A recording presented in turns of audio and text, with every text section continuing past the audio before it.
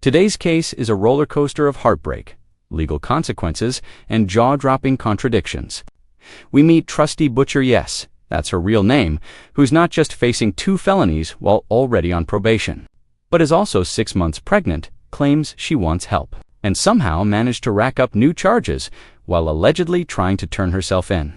With a judge who isn't buying any of it, a defense that's grasping at straws, and emotional pleas that clash with hard facts, this hearing spirals into a courtroom showdown you won't forget. Buckle up, because this is not your average probation revocation. Good morning. Are you Trustee Butcher? Yes, ma'am. Good morning. Are you Trustee Butcher? Yes, ma'am. And this is cause numbers 24 DCCR 1732 and 24 DCCR 1733. Ms. Butcher is on probation in each of those cases. One for burglary of a habitation, which was a 5-year deferred, and also an unauthorized use of a vehicle. And there were motions to adjudicate filed in each of those cases. And Ms. Butcher was previously here, pled true to counts 1, 4, 5, 6, and 7. I've received the updated report. This was not agreed. Has everyone received that and reviewed the report? We have, Your Honor. Yes, sir. Are there any additions or corrections? No, Your Honor. Not from this. And what is this, I might say here? The new case is out of Harris County. She was placed on Probation, right? probation and sent to the Santa Maria Rehabilitation Facility. Okay. All right. So, Mr. Rojas, you may proceed. Thank you, Judge. And that's true, Judge. She was sent to Santa Maria through probation at Harris County. And as the PSI points, or the updated PSI points out, she left that facility. I spoke with her about that. She left that facility because there were open warrants out of Jefferson County. She wanted to take care of those warrants, not because she didn't want the help provided there. She tells me she does want to go back to the Santa Maria facility. And there they will help. She's got a 3-year-old son, in addition to being 6 months pregnant right now. And the facility is a facility that will allow her to bring her 3-year-old with her, as well as she will keep the newborn once that newborn is. Let's unpack what's happening here. Trustee Butcher is already on deferred probation for burglary and unauthorized use of a vehicle's serious offenses. Now she's back in court because she left a court-ordered rehab facility, allegedly to handle open warrants. The defense says she wants to return and keep her kids with her. But here's the kicker: while on the run, she picked up new charges: evading arrest, hitting another car, and assaulting a public servant. That's not just a minor slip-up, that's a full-blown escalation. Question for the viewers: if someone repeatedly violates probation but claims to want help, should they still get one more chance? She's giving birth. And she does want the help that Santa Maria can provide, and she's willing to go back there. And that's what she wants the newborn to be once he's born, or she is born. As far as what she wants to do with her life, she tells me she has worked in the healthcare industry in the past, and she wants to go get her CNA licensing, and she wants to continue doing that when she gets out. She does have a letter she wants to read to you, Judge, and I think if this is the appropriate time, she wants to do that. Okay, go ahead. Dear Honor, I have been in jail since April 29, 2025. I left the rehab because I wanted to come back here and turn myself in. Let me just stop you real quick right there, because the officer called Santa Maria, and the people at Santa Maria, according to what that officer put in this report, specifically said that you left the facility because you changed your mind. Hang on. Quote, Santa Maria is not the best option for me at this time. Are you saying you did not say that? I did not say that. She know why I left because I had a warrant for my arrest and I didn't want the police to pick me up. I couldn't go to the DPS and get my ID and stuff, so I was going to come back to Port Arthur, turn myself in, and just go from there. But I didn't leave because I didn't want the help. That's why I found out I was pregnant on March 31st. I found out I was pregnant. I was in that rehab. I left because they wanted me to go to get my ID, and I couldn't go there because I had a warrant out for my arrest. Okay, so You found out you were pregnant in March, Yes. and then you went and committed an evading arrest with a vehicle, a duty on striking an unattended vehicle, and an aggravated assault against a public servant a month later. And here's where it starts to unravel. Trustee says she left rehab to turn herself in. But the judge hits back with the facility's report that she flat out changed her mind. When confronted with the new charges committed after she found out she was pregnant, she blames drugs and fear. It's a tragic confession, but one that's shadowed by shifting timelines and conflicting stories. This moment highlights the tension between intention and impact. We can sympathize with her struggle, but legally, consistency matters. If the facts don't align, judges lose trust, and in this case, so do we. After you found out you were pregnant? I was on drugs, Your Honor. While you were pregnant? Yeah, I made the mistake of leaving the rehab and I got on drugs, and the next few days later I got arrested. But you said you made the mistake of leaving the rehab, but you said you left the rehab to come and turn yourself Yeah. in. So So you I didn't bought a leave the book. hang on. So you didn't leave the rehab to come turn yourself in, because if you had, you would have come straight here and turned yourself in, and you wouldn't have these new I had to offenses. catch the bus, so I had to go downtown, wait for the bus to come, and in that time, I caught a charge. I don't want to be separated from my baby, Your Honor.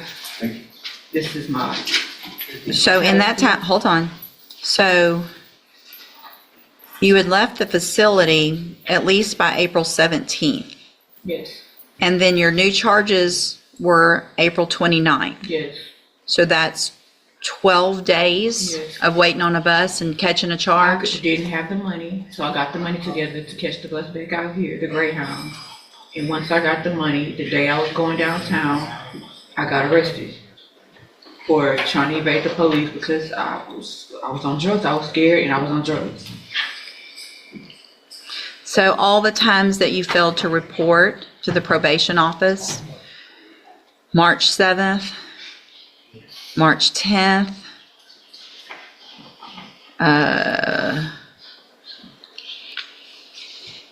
hold on, there was a third one, March 12th. March 12th, April 10th. I So, never knew I had all those dates after the 7th. After the 7th, I thought I was revoked already. After the first time I did report, I thought I had a warrant out for my arrest, and I went to the rehab. but you talked to the probation officer I between talked to then, her on the 7th. and you day. talked to her ugly. I got out of jail in March 6th in Harris County. I called her that day. She wanted me to report the next day. I couldn't make it. Right. So I guess I talked to her within that week. I don't remember talking to her, but I didn't know that she was giving me more opportunities to report. I would have reported. I thought after the first time that was it. The reason you probably don't remember all that is because I guess you were using drugs while you were pregnant. Yes, ma'am. Yeah, I didn't know I was pregnant at first, and then I found out. but then you kept And I- using drugs. Yeah. I need help, and Santa Maria is a good place, and they'll offer me mental health service, and I have an autoimmune disease that they offer treatment for. Jefferson County hasn't been giving me the medication for it. This section is critical. Trustee claims she thought her probation had already been revoked, which is why she didn't report, but the judge quickly shoots that down. Multiple missed appointments, missed chances, miscommunications, and again drug use while pregnant. The bigger issue here, it's a recurring pattern of avoidance and rationalization. Probation isn't just about staying out of jail. It's about showing up, taking responsibility, and proving to the court that you want to change. When someone misses chance after chance, the system has to ask, are they overwhelmed or just unaccountable? A friend, and I want to be him to be able to come with me. I want to be able to keep my kids with me and get the help I need mentally and with the drugs. So where do you actually live? What city? Port Arthur. Santa Maria is what, 90 days? It's up to 6 months, 6 months to 18 months. It was verified through the Harris County Community Supervision Court Liaison that the program is 6 months. Yeah. So where did you get the 6 months to 18 months? They told me at Santa Maria when I was there, it's up to, you can stay up to 18 months. Mr. Smith? Judge, I spoke with Misty Hoffman, who was an assistant DA in Harris County, before they sent her to the Santa Maria program. They were thinking about doing that, and she tried to explain to me what it was, and I explained to her our intention was not to keep her on probation, it was to seek a revocation in this case. I think everything that she has said up to this point kind of lends credence to the fact that probation is, she's not going to be successful on probation. I think even today you can see that she gets, according to the PSI, becomes impatient, easily irritated, argumentative, and confrontational. She's been non-compliant basically since she started in on probation and has made no progress and has no... Enter the prosecution end. They don't hold back. They argue that probation simply isn't working. Non-compliance, confrontational behavior, lack of a clear plan, it's all laid bare. And just when you think the defense might recover, the judge asks the ultimate mic drop question. If you had a stable residence, why didn't you come back like you were supposed to? Boom, no answer. Just more contradiction. These moments are why courtroom drama is real life at its rawest. It's not just about guilt or innocence. It's about credibility. And in this moment, Trusty's story is starting to crumble. Then why didn't you come back here when you got out like you were supposed to? I tried to come back, and I did come back. I didn't report because I thought I had a warrant out. I thought I was revoked already. So you were just going to wait it out until they came and caught you? came to turn myself in, and I got arrested. I was going to turn myself in. Everything you're saying is conflicting. Because you're... I'm here. I'm here. Yeah, you're here in custody, and you're just... I think you've told so many lies to everybody that you don't know how to keep up with them. It's no lie, ma'am. I was in Houston. I came back, and I came back March 7th. I was here. I didn't report. I was on drugs. So you were already here March 7th? I was here March 7th. I was here, and then she told me to come in. So there's no reason on March 7th that you couldn't have... You were talking to her about needed a bus and all this stuff. That was all just lying back then. No, I was in Harris County. I got here March 6th. She told me to report March 7th. So if you were here March 7th? Yes. Your Honor, I was on drugs. Our jail reports to the judge. Can you please give me the help that I need and let me keep my kids? Well, I put you on probation in the first place to get the help that you need. I put you on probation. Hang on. I put you on probation for 2 felonies with all the resources we have to help you. And instead of taking advantage of those, you came back, you didn't go ask for help, you just had to show up one time and say, I need help, I'm pregnant, I'm using drugs, I need help. It's easy to say you need help when you've picked up 3 more felonies. I didn't pick them up, they dismissed them. I only got 1. They dismissed the other ones. Well, I'm sure that was part of some plea agreement. You still got arrested for 3 felonies, serious felonies. Not just little stuff, not a possession case. Your Honor, please, I do not want to be a felon. I can't complete Well, this. quit committing felonies. Yes, ma'am, that's because of the drugs. Then I lost a baby last year. I had a stillborn at 7 months pregnant because of drugs. I need help with the drugs and rehabilitation. Maybe you need to stop getting pregnant for a while. Yes, ma'am. Looks like one of the jail incidents also involved an assault of another inmate and an attempted threw a bar of soap and actually hit one of the correctional officers and tried to swing on one of the other correctional officers. That is okay. What? I never tried to assault a correction officer at this time. No. Like jail, prison time, no. Let me take a... So why did you refuse to go to the hospital when you fell? Because I was feeling okay and I had a doctor's appointment coming up. I was going to tell her. The last time I told them I slipped and fell, they didn't do anything in the jail, so I was going to wait till I go to my doctor's appointment. Here's the emotional climax.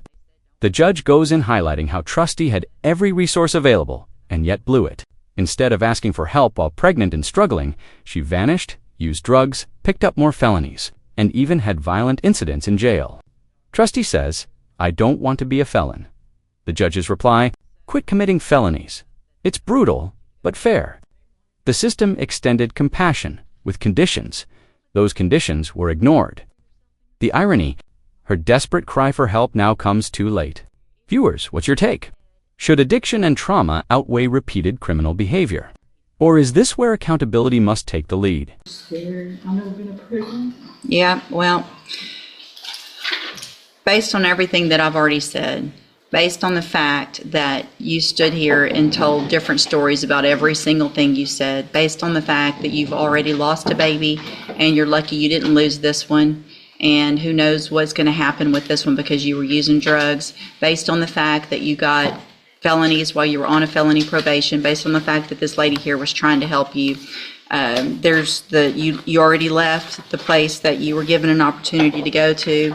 Does probation have anything else to add, Ms. Kaur? Judge, just that I'm really concerned about the non-compliances she's had at the jail.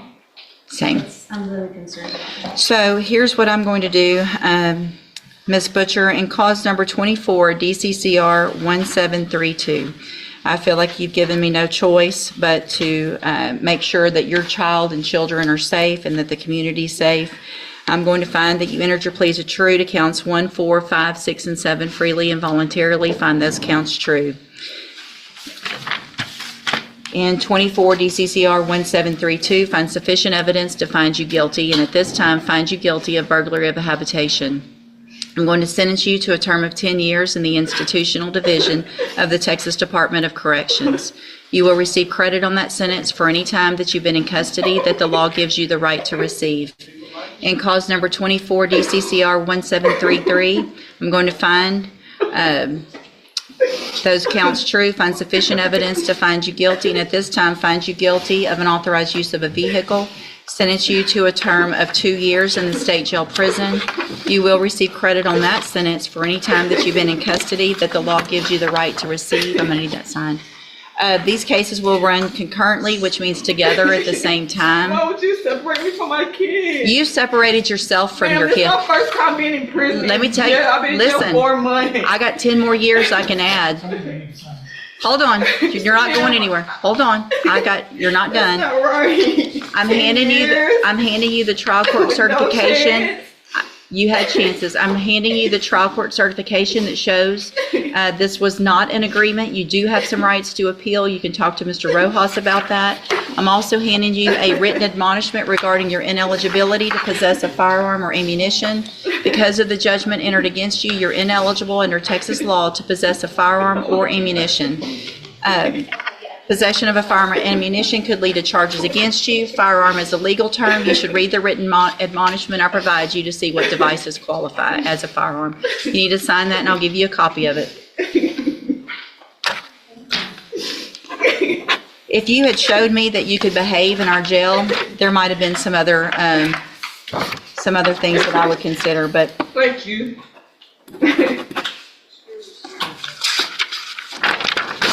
there you go. You can go back with the bailiff. And just like that, Trustee Butcher is sentenced to 10 years for burglary and 2 years for unauthorized use of a vehicle served concurrently. A tragic, chaotic, and avoidable fall from grace. Her emotional pleas couldn't outweigh her history of contradictions, missed opportunities, and new offenses committed while on probation. And let's not forget the emotional toll on her children, her unborn baby, and the justice system itself. This case is a cautionary tale. Courts may offer help, but only you can walk through the door. If you found this case as shocking as we did, make sure to hit that like button, share your thoughts in the comments, and don't forget to subscribe for more jaw-dropping courtroom breakdowns.